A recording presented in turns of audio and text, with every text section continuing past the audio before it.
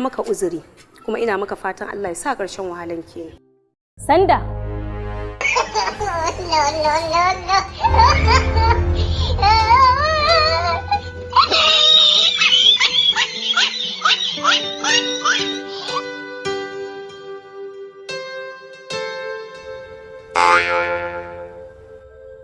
Sanda ka ji tausayina, ka taimaka wa rayuwata.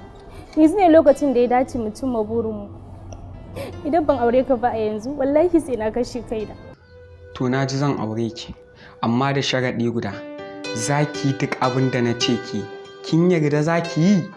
Zan yi duk abin da ka ce, amma ka ce za ka aure ni don Allah. Wa matsala, yan abin da za a yi, zaki ban naira miliyan 5. In kin yarda, shikenan ba matsala sai na aure ki. In kuma baki da shi shikenan. Amiran ka ce fa Sanda. Ke, da mata shi kika ba wata Amira ta. In ba za ki iya biya ba ga Aisha nan, ita za ta iya biyan ko nawa ne domin ta gana aure ta. Sanda, na baka lafiya, ina maka fatan alkhairi.